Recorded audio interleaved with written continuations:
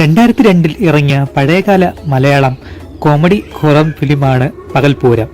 ഈ cinema റിലീസായത് 2002 April 19-നാണ്. പഴയകാല സിനിമകളോ പുതിയ സിനിമയോ പുതുതലമുറകളിൽ എത്തിക്കുക എന്നതാണ് ഈ വീഡിയോ കൊണ്ട് ഉദ്ദേശിക്കുന്നത്.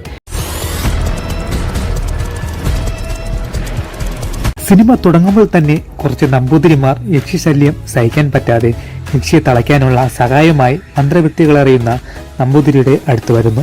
ആ നമ്പൂതിരിയോട് വന്നവർ കാര്യം പറയുന്നു. ആ യക്ഷിയുടെ നോട്ടം കാമപൂരണമാണെന്ന് മന്ത്രവാദിക്ക് മനസ്സിലാകുന്നു. മന്ത്രം കൊണ്ട് ആ യക്ഷിയെ തളയ്ക്കാൻ പറ്റില്ല, തന്ത്രം കൊണ്ട് ആ യക്ഷിയെ തളയ്ക്കണമെന്ന് പറയുന്നു. അതും ഉഗ്രരൂപത്തിൽ മാത്രമേ തളയ്ക്കാൻ പറ്റൂ. അതിന് യക്ഷിയെ പ്രകോപിക്കുന്ന എന്തെങ്കിലും ചെയ്യണം. അങ്ങനെ ഭട്ടതിരി യക്ഷിയെ തളയ്ക്കാൻ അവരുടെ നാട്ടിലേക്ക് പോകുന്നു. എന്നിട്ട് യക്ഷിയുള്ള ആ ക്ഷേത്രത്തിനകത്ത് പോകുന്നു. യക്ഷി ഈ ഭട്ടതിരിയുമായി സംസാരിക്കുന്നു. മനുഷ്യജന്മം വെടിഞ്ഞ് യക്ഷിയോട് പോകാൻ ഭട്ടതിരിയോട് യക്ഷി പറയുന്നു. ഭട്ടതിരി തന്ത്രപരമായി യക്ഷിയോട് സംസാരിക്കുന്നു. മടങ്ങി വരുമെന്ന് പറഞ്ഞ് തന്ത്രപൂർവ്വം ഭട്ടതിരി അവിടെ നിന്ന് പോകുന്നു. അതിനുശേഷം ഭട്ടതിരി ഒരു കന്യകയെ തേടി പോകുന്നു. ഒരു കന്യകയെ കണ്ടെത്തുന്നു. ഭട്ടതിരി പറഞ്ഞ ദിവസത്തിൽ ആ ക്ഷേത്രത്തിൽ ഭട്ടതിരിയും കന്യകയും എത്തുന്നു. ഇവർ തമ്മിൽ ശാരീരിക ബന്ധത്തിൽ ഏർപ്പെടുന്നു. ഇത് ആ യക്ഷി കണ്ട് പ്രകോപിതയാകുന്നു. ഇവരെ ആക്രമിക്കുന്നു. ഈ തക്കത്തിന് ഭട്ടതിരി യക്ഷിയെ തളയ്ക്കുന്നു. 2 ചിലങ്കകളിൽ യക്ഷിയെ അടയ്ക്കുന്നു. എന്നിട്ട് ഒരു ചിലങ്ക ക്ഷേത്രത്തിനകത്ത് വച്ച് പൊട്ടുന്നു. മറ്റേ ചിലങ്ക ആ ഭട്ടതിരി കൊണ്ടുപോകുന്നു.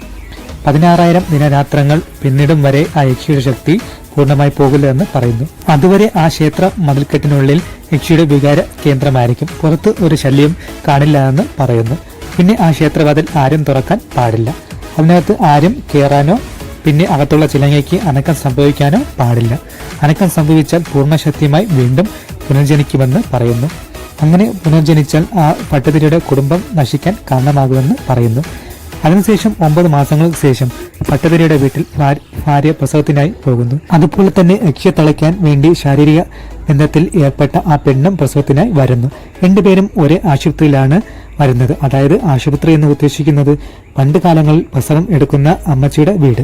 അങ്ങനെ 2 പേരും പ്രസവിക്കുന്നു. ഭട്ടതിരിയുടെ കുഞ്ഞിനെ നശിപ്പിക്കാൻ വേണ്ടി അയാളുടെ അനിയന്മാർ ഒരു വേലക്കാരനെ സെറ്റ് ചെയ്തിരുന്നു. അയാളാണ് ഭട്ടതിരിയുടെ ഭാര്യയുടെ കൂടെ കാളവണ്ടിക്കാരനായി പോയത്.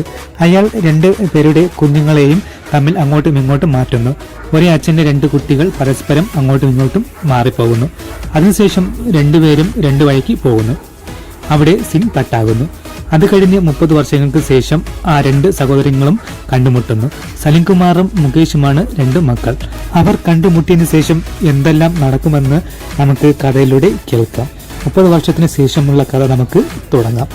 കുറച്ച് പോലീസുകാർ ചേർന്ന് ഇന്ദ്രൻസിനെ ഓടിക്കുന്നു. അങ്ങനെ ഓടി അതിനിടയ്ക്ക് പല കോമഡിയും നടക്കുന്നു. അവസാനം ഇന്ദ്രൻസിനെ പിടിക്കുന്നു. അതിനുശേഷം സലിംകുമാറിനെ കാണിക്കുന്നു. പോലീസ് ഡ്രസ് ഇട്ട് അയാൾ നിൽക്കുന്നു. പക്ഷേ അയാൾ ഒരു കള്ളനായിരുന്നു. മോഷ്ടിക്കാൻ വേണ്ടി ആ വേഷമിട്ടതാണ്. അപ്പോൾ ഒരു കുഞ്ഞിനെ കാണുന്നു. കുഞ്ഞിന്റെ കഴുത്തിൽ ഒരു മാല കിടക്കുന്നു. ആ മാല മോഷ്ടിക്കാൻ വേണ്ടി കുഞ്ഞിനെ എടുക്കുന്നു. അപ്പോൾ പോലീസ് ഒന്ന് സലിംകുമാറിനെ ഓടിക്കുന്നു. ഓടി ഒരിടത്ത് പോയി നിൽക്കുമ്പോൾ ഇന്ദ്രൻസിനെ കാണുന്നു. അതിനുശേഷം ചില കോമഡി നടക്കുന്നു. അപ്പോൾ ഇന്ദ്രൻസിനെ അടിച്ച പോലീസ് ഒളിച്ചിരുന്നവർ ചാടി വന്ന് സലിംകുമാറിനെ പിടിക്കുന്നു. പക്ഷേ ആ പോലീസുകാരും വീക്കായിരുന്നു. ആ ക്ഷേത്രത്തിനുള്ളിലെ ചിലങ്ക എടുക്കാനാണ് സലിംകുമാറിന്റെ പ്ലാൻ. ഇന്ദ്രൻസ് അത് വേണ്ട, യക്ഷിയെ തൊട്ടുള്ള കളി വേണ്ട എന്ന് പറയുന്നു.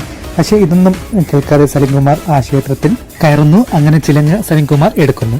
അത് എടുത്തതും യക്ഷിയുടെ ചിരി കേൾക്കുന്നു. അവിടെ കാറ്റടിക്കുന്നു. സലിംകുമാർ പേടിച്ചു ഓടുന്നു. അപ്പോഴാണ് യക്ഷി സ്വതന്ത്രയാകുന്നത്. പിന്നെ നമ്മുടെ ഭട്ടതിരിയുടെ വീടാണ് കാണിക്കുന്നത്. വിളക്ക് വയ്ക്കാൻ വന്ന അവിടുത്തെ സ്ത്രീ യക്ഷിയെ കണ്ട് പേടിക്കുന്നു. പിന്നെ പ്രശ്നം വച്ച് നോക്കിയപ്പോൾ യക്ഷി ചാടിയെന്ന് പറയുന്നു. പല പൂജകളും ചെയ്യണമെന്ന് പറയുന്നു. ആ പൂജ ഒരു ബ്രഹ്മചാരിയായ നമ്പൂതിരി വേണം ചെയ്യാൻ എന്ന് പറയുന്നു. അതിനിടയ്ക്ക് ജഗതിയും യക്ഷിയെ കാണുന്നു. ഭട്ടതിരിയുടെ ഫാമിലി എല്ലാവരും ആ സമയത്ത് അനിയന്റെ സപ്തതി കൂടാൻ വരുന്നു. ജഗതിയാണ് അവിടെയുള്ള കാര്യസ്ഥൻ, അതായത് കാര്യങ്ങൾ നടത്തുന്നവൻ. അതിനുശേഷം ബ്രഹ്മചാരിയെ തേടി ജഗതി പോകുന്നു. പിന്നെ കാണിക്കുന്നത് മുകേഷിനെയും ഹരിശ്രീ അശോകനെയുമാണ്. നമ്മുടെ മുകേഷ് ഒരു നമ്പൂതിരിയാണ്. ക്ഷേത്രത്തെ തിരുമേനിയുമാണ്. പിന്നെ ഒരു പെണ്ണിനെ ചാടിക്കാൻ വേണ്ടി ഇവർ 2 പേരും പോകുന്നു. അവിടെ വച്ച് ബ്രഹ്മചാരിയെ തേടിപ്പോയ ജഗതിക്ക് മുകേഷിനെ യാദൃച്ഛികമായി കണ്ടുമുട്ടുന്നു. ആ തറവാട്ടിലേക്ക് മുകേഷ് പോകുന്നു. തന്നെയും അമ്മയും അടിച്ചിറക്കിയ ആ തറവാട്ടിലേക്ക്. പിന്നെ ആ തറവാട്ടിൽ വെച്ച് പല കോമഡി രംഗങ്ങളും ഉണ്ട്. അതിനിടയിൽ തനിക്ക് സ്വന്തമായ പ്രമാണമെടുക്കാൻ മുകേഷ് നോക്കുന്നു. പക്ഷേ നടക്കുന്നില്ല. ഈ കാര്യം അവിടെ ഫാമിലിയിൽ ഉള്ള ഒരു പെണ്ണ് അറിയുന്നു. മുകേഷ് ആരാണെന്നും മനസ്സിലാകുന്നു. ആ പെണ്ണിന് ഒരു ബോയ് ഫ്രണ്ട് ഉണ്ട്. അയാളോട് ചേരാൻ വേണ്ടി സഹായിക്കുമോ എന്ന് അയാൾ മുകേഷിനോട് ചോദിക്കുന്നു. മുകേഷിന് പാവം തോന്നി സമ്മതം മൂളുന്നു. അതിനിടയ്ക്ക് യക്ഷി ആ പെണ്ണിനെ കൊല്ലുന്നു. പക്ഷെ ആ ഫാമിലിയിൽ ഉള്ള വേറെ ഒരു പെണ്ണും മുകേഷിനെ ഡബിട്ടടിക്കുന്നു. മുകേഷും ഹരിശ്രീ അശോകനും തമ്മിലുള്ള ഈ കാര്യത്തെ കുറിച്ചുള്ള സംസാരവും അവൾ കേൾക്കുന്നു. ആ സമയത്താണ് തന്റെ കഥ ആ പെണ്ണിനോട് പറയുന്നത്. പിന്നെ യക്ഷി തളയ്ക്കാൻ വേണ്ടി ആ ദേശത്തേക്ക് ജഗതിയും മുകേഷും ഹരിശ്രീ അശോകനും പോകുന്നു. അവിടെ എത്തുമ്പോൾ തെറ്റിദ്ധാരണയിൽ ഇവരെ 3 പേരും നാട്ടുകാർ അടിക്കാൻ ഓടിക്കുന്നു. മുകേഷ് ഓടി ഒരു ആറിൽ ചാടുന്നു. ഒരിക്കൽപ്പെട്ട് അയാൾ ഒരു കടുജാതി പെണ്ണിനടുത്ത് എത്തുന്നു. ആ പെണ്ണ് മുകേഷിനെ രക്ഷിച്ച് അവരുടെ കുടലിൽ കൊണ്ടുപോകുന്നു. ഇതിനിടയ്ക്ക് മറ്റു രണ്ടുപേരെയും നാട്ടുകാർ പിടികൂടുന്നു. അവരെ യശുകുളത്തിനടുത്ത് കെട്ടിയിടുന്നു. യക്ഷിക്ക് ബലിയായി. പക്ഷെ അവരെ മുകേഷും ആ പെണ്ണും കൂടെ രക്ഷപ്പെടുത്തുന്നു. ഇതിനിടയിൽ വേറൊരിടത്ത് സലിംകുമാർ യക്ഷി സ്വപ്നം കണ്ട് പേടിച്ച് എണീക്കുന്നു. അതിനുശേഷം ആ ചിലങ്ക കണ്ടപ്പോഴാണ് സലിംകുമാറിന്റെ അമ്മ പണ്ട് നടന്ന കാര്യം പറയുന്നത്. അത് കേട്ടതും സ്വത്തിനു വേണ്ടി സലിംകുമാറും ആ തറവാട്ടിലേക്ക് പോകുന്നു. ഓരോന്ന് പറഞ്ഞ് അവിടെ കയറിപ്പറ്റുന്നു. പിന്നെ പറയണ്ടല്ലോ അവിടുത്തെ പുകിലുകൾ, കോമഡികൾ. ഇനി നമുക്ക് മുകേഷിലേക്ക് പോകാം. പിന്നെ ആ പെണ്ണും ഇവർ 3 പേരും ആ ക്ഷേത്രത്തിനകത്ത് കയറുന്നു. പിന്നെ അതിനുശേഷം അവളും മുകേഷും തമ്മിൽ കല്യാണം കഴിക്കുന്നു. ജഗതി അവിടെയുള്ള വലിയ നമ്പൂതിരിയുടെ അടുത്ത് നാട്ടുകാർ കൊണ്ടുപോകുന്നു. എന്തിനാണ് വന്നതെന്ന് കാര്യം പറയുന്നു. അപ്പോഴാണ് അവർ മനസ്സിലാക്കുന്നത് യക്ഷി ചാടിപ്പോയെന്ന്. അത് മനസ്സിലാക്കുമ്പോൾ തന്നെ യക്ഷിയുടെ കണ്ണുകൾ കാണിക്കുന്നു. ജഗതിയോട് ഏത് വഴിയാണ് ക്ഷേത്രത്തിനകത്ത് കയറിയെന്ന് വലിയ നമ്പൂതിരി ചോദിക്കുന്നു. കയറിയ വഴിയിലൂടെ അടുത്ത് വന്നപ്പോഴാണ് അവിടെ ലോക്ക് ചെയ്ത് വച്ചിരിക്കുന്നു. അപ്പോഴാണ് മനസ്സിലായത് മുകേഷിനോടൊപ്പം ഉള്ള പെണ്ണാണ് യക്ഷിയെന്ന്. ആ വലിയ നമ്പൂതിരി യക്ഷിയെ കാണാൻ വേണ്ടി ഒരു തവള ജപിച്ച് ജഗതിയുടെ കയ്യിൽ കൊടുക്കുന്നു. ആ തവളയെ തൊടുന്നവർക്ക് യക്ഷിയെ കാണാൻ പറ്റും. മുകേഷും അവളും തമ്മിലുള്ള കല്യാണം കഴിഞ്ഞ് അവർ ആ തറവാട്ടിലേക്ക് തിരിച്ചു പോകുന്നു. കള്ളത്തരങ്ങൾ കാണിച്ച് അവളെ ആ വീട്ടിൽ കയറ്റുന്നു. ജഗതി അവിടെ വന്ന് ഓരോരുത്തർക്ക് യക്ഷിയെ കാണിച്ചു കൊടുക്കുന്നു. അതിനിടയിൽ ആ തവള ചാടിപ്പോകുന്നു. അതിനെ പിടിക്കാനായി പല അബദ്ധങ്ങളും പറ്റുന്നു. പിന്നെ അവിടെ തറവാട്ടിലുള്ള പെണ്ണും ആ യക്ഷിയായ പെണ്ണും 2 പേരും മുകേഷിനെ സ്നേഹിക്കുന്നവരാണ്. യക്ഷി സ്നേഹിക്കുന്നത് കൊല്ലാൻ വേണ്ടിയും മറ്റേ പെണ്ണ് സ്നേഹിക്കുന്നത് ജീവിക്കാൻ വേണ്ടിയും. പിന്നെ 2 പെണ്ണുങ്ങളും തമ്മിൽ മുകേഷിനെ സ്വന്തമാക്കാൻ ഒരു മത്സരം നടത്തുന്നു. ജയിക്കുന്ന ആള് മുകേഷിനെ സ്വന്തം ആക്കുന്നു. പക്ഷേ മുകേഷിന് ഇഷ്ടം ആ യക്ഷിയായ പെണ്ണിനായിരുന്നു. പക്ഷേ മുകേഷിന് അറിയില്ലായിരുന്നു അത് യക്ഷിയാണെന്ന്. പക്ഷേ ഇതിനെല്ലാം മുമ്പായി മുകേഷിന്റെ അളിയൻ വന്ന് അവിടെ പ്രശ്നമുണ്ടാക്കുന്നു. അങ്ങനെ അവിടെ ഉള്ളവരെല്ലാവരും മുകേഷ് ആരാണെന്നും മനസ്സിലാവുന്നു.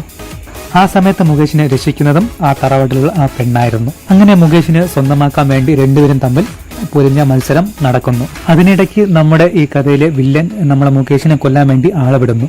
പക്ഷെ ആ ആളിനെയും യക്ഷി കൊല്ലുന്നു. പിന്നെ മത്സരം കഴിഞ്ഞ് മത്സരത്തിൽ നമ്മുടെ യക്ഷി ജയിക്കുന്നു. അങ്ങനെ മുകേഷിനെ സ്വന്തമാക്കുന്നു. മറ്റേ പെണ്ണ് അവിടെയുള്ള ചിലങ്ക മുകേഷിനെടുത്ത് കൊടുക്കുന്നു. കാരണം അവിടെയുള്ള വസ്തുക്കളുടെ പ്രമാണം എഴുതി വച്ചിരിക്കുന്നത് ആ ചിലങ്ങയ്ക്ക് ഉള്ളിലായിരുന്നു. പിന്നെ ആദ്യ രാത്രിയിൽ മുകേഷിനെ കൊല്ലാൻ യക്ഷി തീരുമാനിക്കുന്നു. അപ്പോഴാണ് അതിലെ വില്ലനായ അനിയൻ ഇവളെയും ആ മുകേഷിനെയും കൊല്ലാൻ വരുന്നത്. പക്ഷെ ആ യക്ഷി ആ വില്ലനെ കൊല്ലുന്നു. അത് നമ്മുടെ മുകേഷ് കാണുന്നു. അവൾ യക്ഷിയാണെന്ന് മനസ്സിലാകുന്നു. ആ യക്ഷിയെ തളയ്ക്കാൻ വേണ്ടി തന്റെ അച്ഛൻ ചെയ്ത അതേ കാര്യം മുകേഷും ചെയ്യുന്നു. യക്ഷിയെ പ്രകോപിതയാക്കാൻ മുകേഷ് മറ്റേ പെണ്ണുമായി ശാരീരിക ബന്ധത്തിൽ ഏർപ്പെടുന്നു. ഇത് കണ്ട യക്ഷി ഇവരെ ആക്രമിക്കുന്നു. ഇതിനിടയിൽ സലിംകുമാറിന്റെ കയ്യിലുള്ള ചിലങ്കയും കൊണ്ടുവരുന്നു. അങ്ങനെ യക്ഷിയെ തളയ്ക്കുന്നു. എല്ലാം ശുഭം. സ്വത്തുക്കൾ സ്വന്തമാക്കേണ്ടവരിൽ ചെന്നെത്തുന്നു. എല്ലാവരും സന്തോഷത്തോടെ സിനിമ അവസാനിക്കുന്നു. ഇതോടെ ഇന്നത്തെ സിനിമ തീരുന്നു. അടുത്തൊരു സിനിമയുമായി വീണ്ടും കാണാം. അതുവരെ ബൈ ബൈ.